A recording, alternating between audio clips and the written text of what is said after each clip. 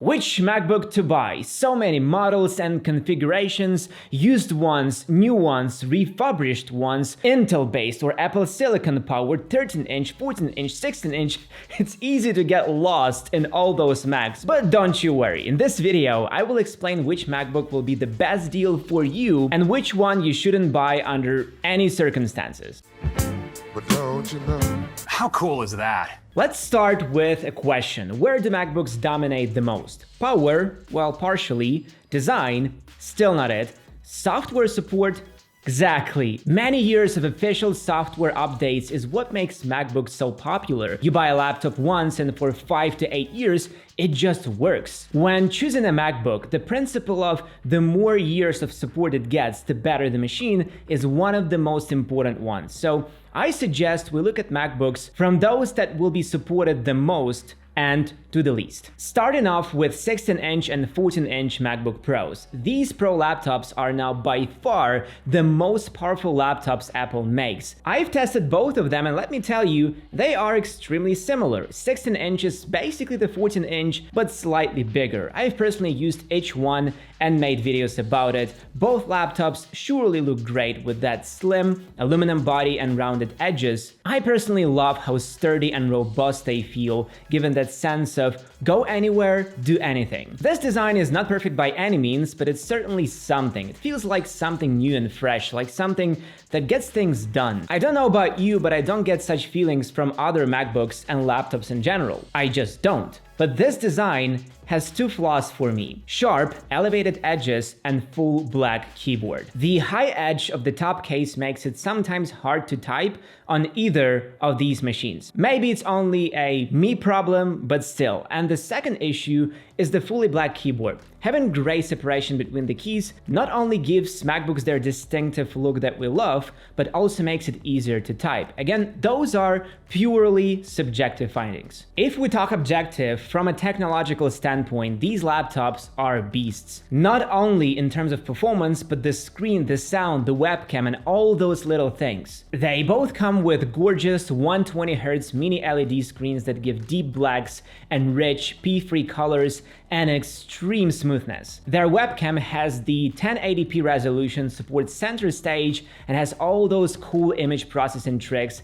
that make these laptops great for FaceTime and Zoom calls. The sound system has 6 speakers and produces a loud and detailed sound stage, perfect for watching movies or listening to music. The port selection on both machines is very admirable. MagSafe 3 for charging, an HDMI port, 3 USB-C ports with Thunderbolt 4, an SD card slot, and a headphone jack. But what really makes them excel is their power. I had my time with the M1 Pro and M1 Max chipset, and let me tell you, that's where the real choice is with Pro MacBooks. These two chips make all the difference. You can either get the M1 Pro or go all the way to M1 Max. It purely depends on your use cases. If your job is typing documents and browsing the web, both of these chips will be an overkill. But if you are rendering 3D models, dealing with engineering calculations, editing 4K videos, or creating music, then these laptops are for you. For most people, the basic M1 Pro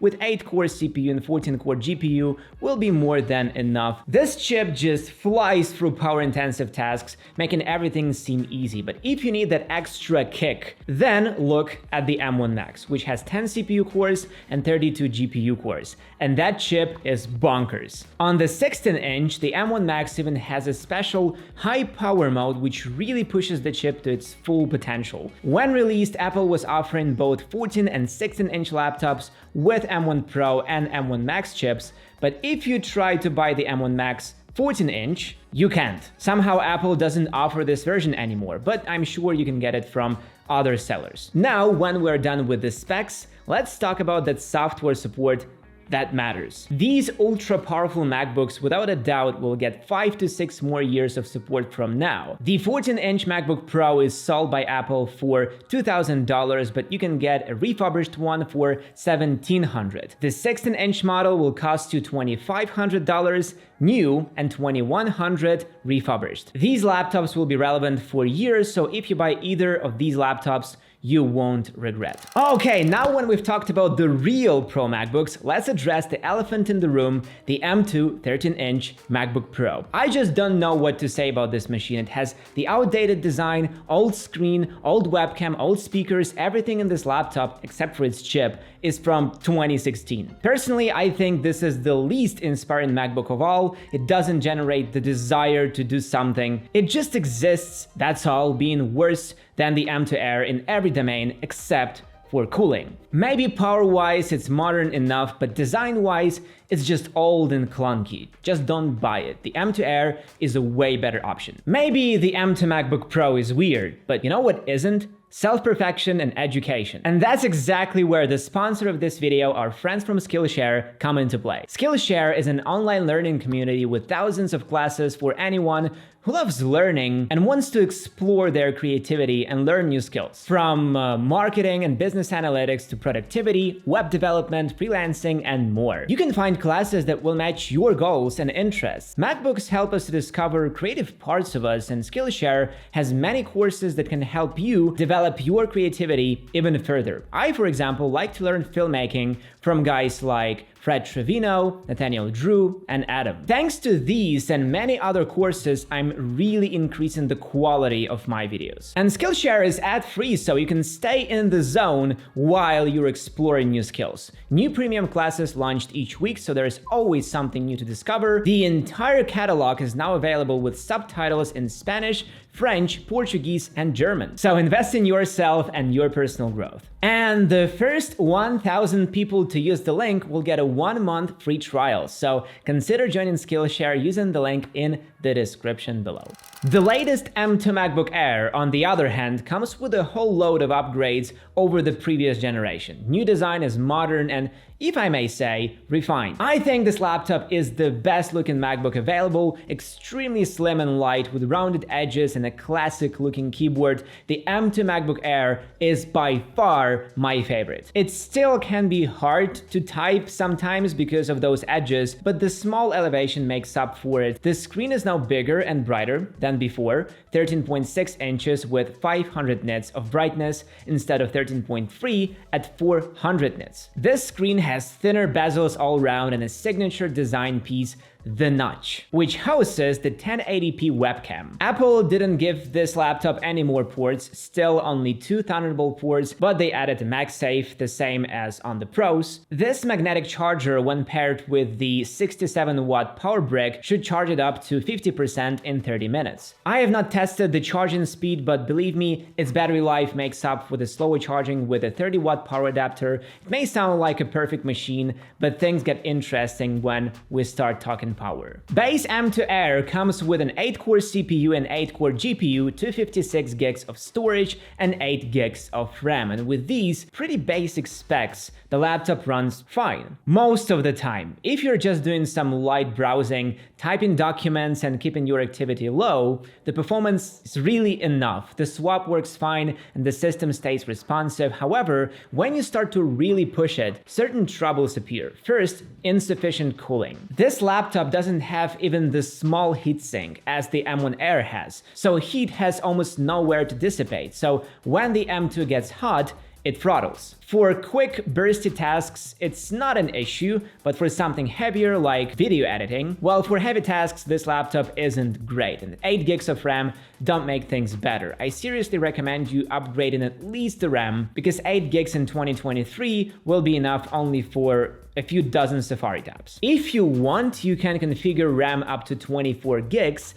and increase the GPU count to 10, but I would say the RAM upgrade is enough to remedy Apple's greed. When it comes to software support, this MacBook will get the same support as the 14 and 16-inch Pros, I think. And you can expect 5 to 6 more years of regular macOS updates on the M2 Air easily. You can get it new for $1,200 or refurbished for $1,080. Now, the old, reliable, the M1 MacBook Air. Since 2020, it has had the best power per dollar ratio, and it still has. This MacBook is like a wine, slightly old but well weathered. Its iconic wedge-shaped design does feel slightly dated, but it doesn't look old. Wedge shape even makes it better for typing than other MacBooks. The body gradually slopes to such a small elevation that your hands don't notice it. It's just a classic, time-beaten and proven design that still looks great. The only thing that does give its age is the screen. The 13.3-inch 400 nits screen is great,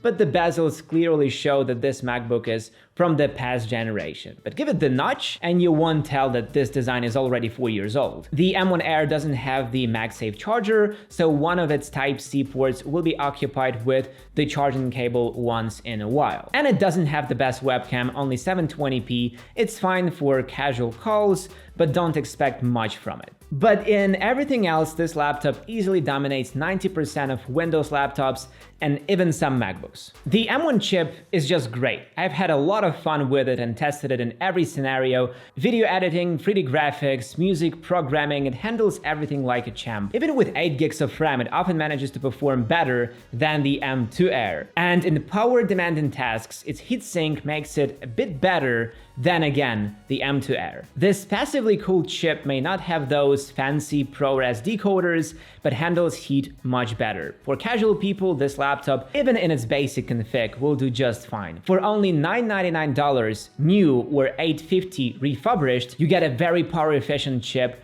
great design and screen, fantastic battery life, and at least 4 to 5 years of software support. And believe me, that's really the sweet spot you want to be in. Cheap, fast, and light. That's the combo I like. And now you may say, Arthur, aren't you forgetting something? Yes, for the entire video I purposefully ignored the Intel-based MacBooks, and there is a very good reason for it. They are simply old. Even the 16-inch Core i9 MacBook Pro isn't worth buying. And you know why? Yes, that software support I was talking about. Apple is already ditching Intel-based machines pretty fast. macOS Ventura supports only 2017 and newer Intel-based machines. Monterey, on the other hand, supported even the 2015 Macs. Only 1 year of macOS updates has ditched 2 years worth of Intel-based MacBooks. So a healthy calculation says that all Intel Macs will be ditched either in 2023 or in 2024. So if you buy even the latest Intel-based MacBook right now,